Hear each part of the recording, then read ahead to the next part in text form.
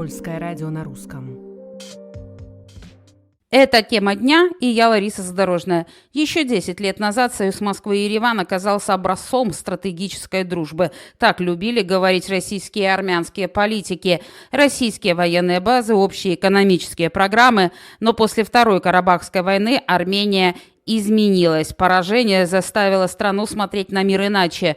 Сегодня в Ереване все чаще звучат слова «независимость», «диверсификация», «новая политика безопасности». И если раньше они звучали как осторожные декларации, то теперь становятся государственной стратегией. Об этом я поговорила с Орегом Коченяном, президентом Армянского аналитического центра политики безопасности. Если посмотреть на действия Еревана, с одной стороны, Ереван заявил о том, что он не против вступить в Европейский Союз, мы видим сотрудничество с Соединенными Штатами, но с другой стороны, активная позиция сотрудничества с азийскими странами, и Ереван хотел вступить в ШОС, там единственно Пакистан и Беларусь были против. Что происходит? То есть вы и туда, и на Запад, и в Азию? Если говорить теоретически, то правительство Армении не раз заявляло о том, что внешнеполитической стратегией страны является стратегия балансирования и сбалансированной внешней политики. Это первый момент. Но, с другой стороны, ни одно другое направление, будь то азиатское, северное, южное и так далее,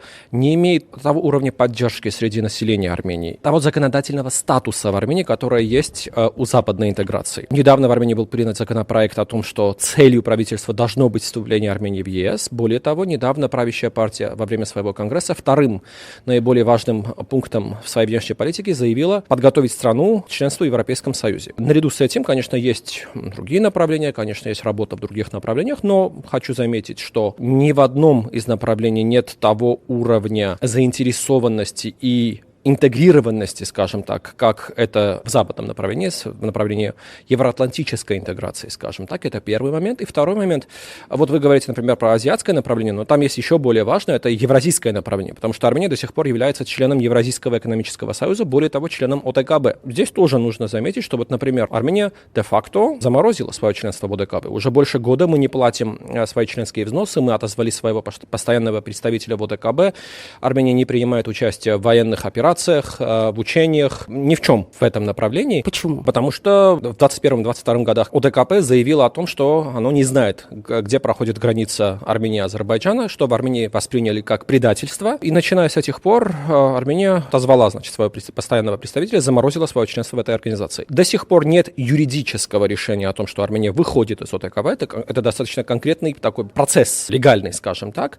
Этого пока что не произошло, но мы уже видим, в общем-то, беспрецедентный уровень сотрудничества между Арменией и рядом стран НАТО. В первую очередь это, конечно, Франция. Если за 2-3 года до этого вы бы меня спросили, возможно ли, чтобы Армения покупала у Франции, например, системы «Сезар», это мобильные артиллерийские системы, я бы сказал, что это невозможно. А сейчас это уже происходит. Франция стала уже вторым военно-технологическим партнером Армении. Первое — это Индия сейчас. Кстати, здесь очень такой важный момент. За 3 года до этого, то есть еще в 2021-2020 годах, примерно 94% внешних покупок вооружения Армения приобретала у России. Сейчас эта цифра меньше 5%. Основной продавец вооружений в Армении — это сейчас Индия, это Франция, несколько других европейских стран. И, как я уже сказал, вот Россия всего из 94% это сейчас 5%. Вы говорите о увеличении отношений со странами НАТО, но есть Гюмри, где есть российская военная база. И немножко такой парадокс такого политического ландшафта возникает. Парадокс возникает, я вам больше скажу, там даже сильнее есть парадокс, потому что у Армении достаточно конструктивные, хорошие отношения с Иранской Исламской Республикой, которая, в свою очередь, тоже, мягко скажем, не партнер и не союзник наших западных партнеров. И современная политика, она как раз-таки основана на парадоксах. Мы должны просто воспринять, что есть регионы, где тот классический сеттинг, скажем так, который понятен и восприимчив нашему уху, он может отличаться. Если Запад считает Иран проблемой во всех остальных регионах, то, например, на Южном Кавказе Иран может быть не проблемой. Я вам больше скажу. На мой взгляд, Соединенные Штаты, Европейский Союз и Иран в вопросе Южного Кавказа, их позиции не сильно друг от друга отличаются. Они все против, продолжения конфликтов, они все против изменений границ, то, в общем-то, в корне противоположно тому, что хочет видеть на Южном Кавказе Россия.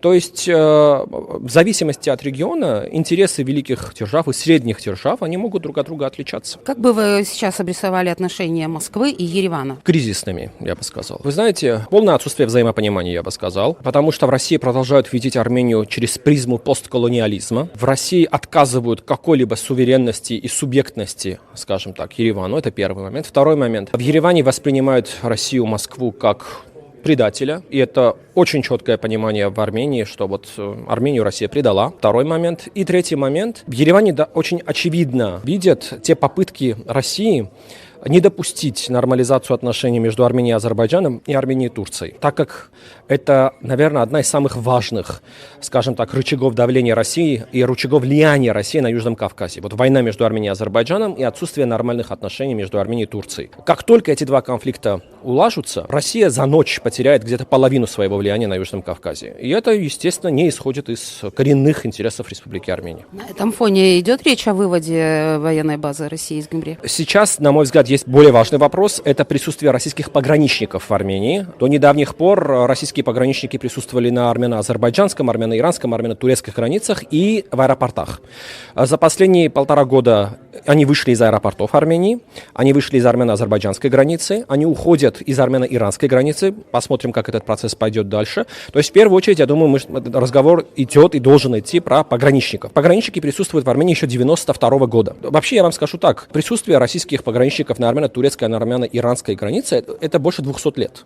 Россияне присутствуют на армяно-иранской границе еще с Тюркменчайского договора, то есть это уже больше 200 лет, и сейчас меняется карта военно-политическая, скажем так, не последних 15 лет, 30 лет, а последних 2 веков. То есть это намного более тектонические движения, вот то, что российские пограничники выходят из этого региона. И опять-таки, я еще раз хочу подчеркнуть, что, на мой взгляд, тематика пограничников, она сейчас важнее и актуальнее, чем тема военной базы, и она намного более решаема, чем тема военной базы, потому что договор 92 года о пограничниках, ввести изменения в ту ситуацию намного легче. База – это более жесткий договор, согласно договору о военной базе, где-то до 2044, если я не ошибаюсь, года военная база там должна присутствовать, хотя все в этом смысле зависит от политической конъюнктуры. Мы видели яркую картинку: Трамп, Пашинян и Алиев, декларация.